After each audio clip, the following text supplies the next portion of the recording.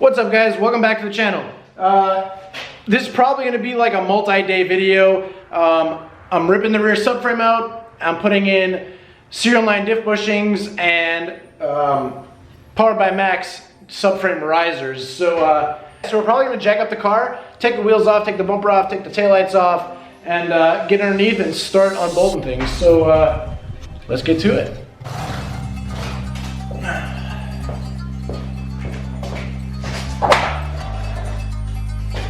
Scoot this puppy forward a little bit, so that way I still have room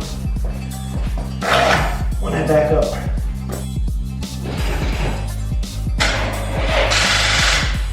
Let's try this again.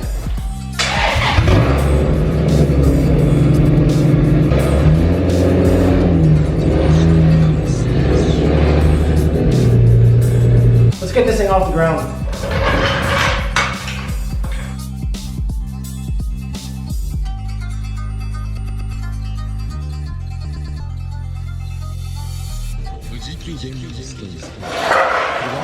Always use jack stands. It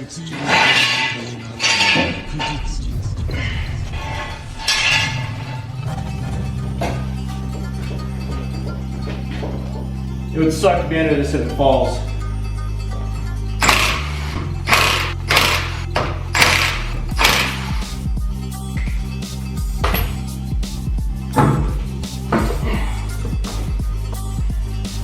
So now that the wheels are off, I'm gonna hop down here and show you guys what all needs to come off in order to get the subframe out. What I like to do is disconnect coilover, disconnect the caliper from the hub. The subframe just has 4 main bolts, and then the diff has, I think, 5 bolts total also. I'm planning to drop the entire subframe. Hopefully I'm not incorrect in these things. There's a couple little brackets that I have to take off along the way, but for the most part, I'm gonna leave the coilover bolted in the car. I'm gonna like zip tie the caliper to the coilover so it holds it up so I don't rip brake lines or anything. And then, yeah. Oh yeah, and I forgot. I gotta take off the drive shaft before I do any of that, so, yep. Let's see if I can take this off with one hand. Hey.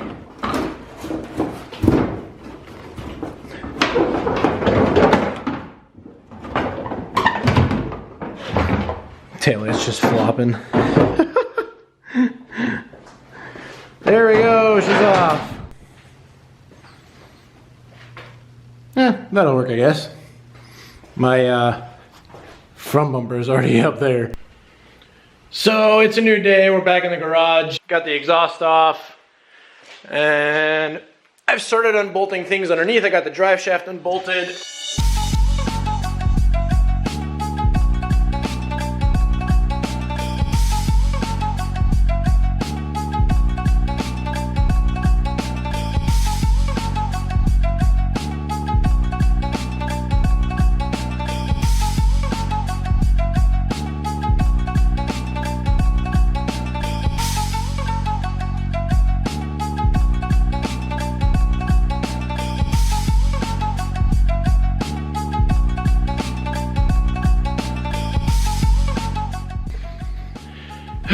Sorry if I sound out of breath. I apologize guys, I didn't show you as I was dropping it, but the subframe is out. A couple things real quick I noticed that I didn't mention before is you gotta take these braces off. Obviously like the e-brake lines, things like that. But yeah, she's out. I'm gonna work on getting the actual bushings out now and try to put the new ones in. So, here we go. I did manage to get the axles out without destroying them.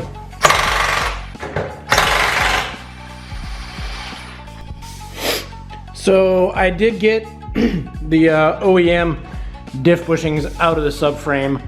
I have not yet pushed in these serial 9 rigid bushings, but I found the best way to do this is to smack around the edge of this bushing, and eventually you hit enough times, it'll just pop out. We're gonna go ahead and say that's straight. Seems legit. Oh, you stay put.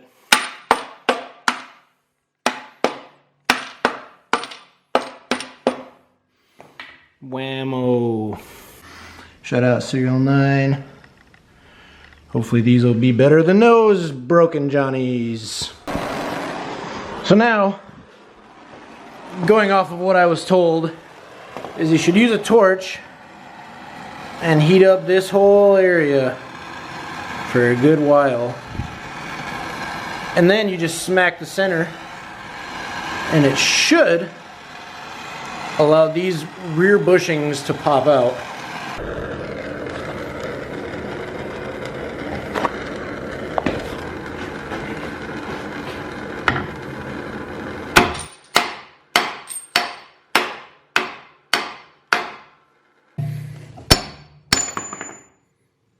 Haha! So now that I've got those out, I'm gonna flip the subframe over and do the front bushings, which are right there.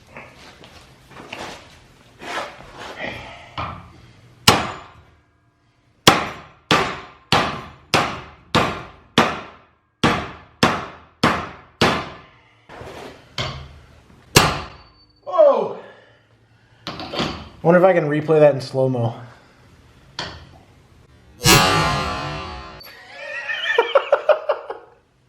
Yo, that's funny.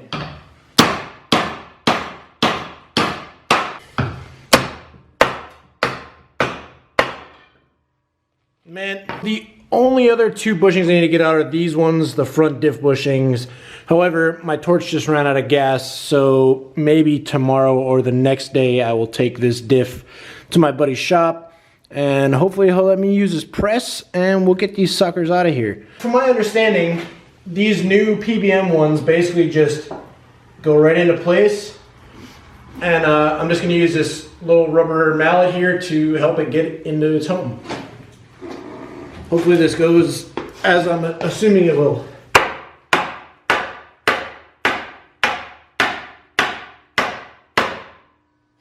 Beautiful.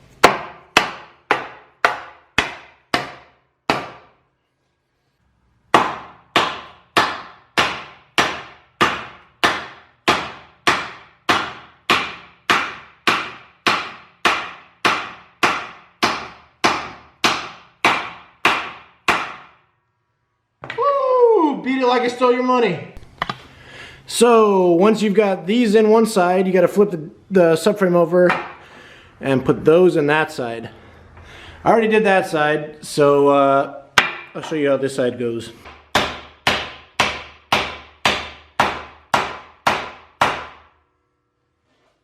There we go.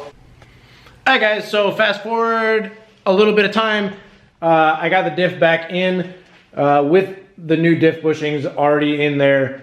They didn't come out as easy as I thought they were going to. I watched a couple of videos on it, and it definitely didn't come out the same way I saw, specifically you, Bobby. But mine has rust, yours didn't, so it's probably that. But I got them out anyways. They're in there, as you can see. And yeah, gave the subframe a little bit of an undercoating, just for preventative maintenance purposes.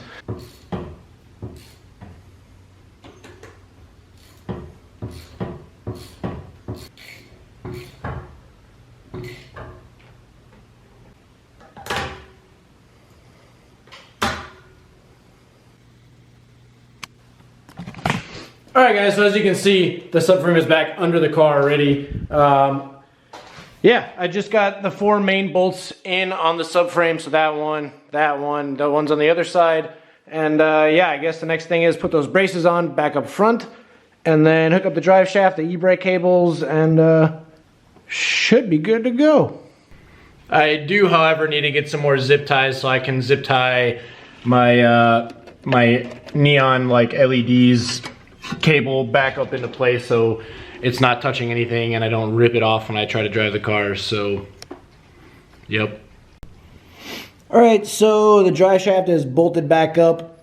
I think the only other thing I have left now is, I believe this is either a wheel speed sensor or an ABS sensor. It goes in the rear hub assembly. And surprisingly, I was actually able to get these out when I took it apart without breaking the sensor, which is awesome because these usually rust right into the hub. So I'm gonna put those back in and then we'll continue.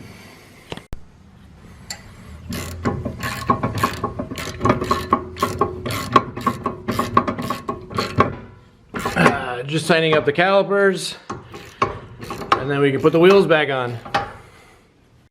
Alright guys, so now that I've got the calipers bolted back up, all I gotta do is zip tie up my neon cables so they don't get chewed up and anything that's moving back there. I'm not gonna put the wheels back on yet. I'm gonna actually take the front ones off because these are gonna go, these Kenda KR20s are gonna go on the rear wheels, and then I have some Kenda All Seasons on my pink wheels that I'm gonna pull off of those wheels and put them on the works up front.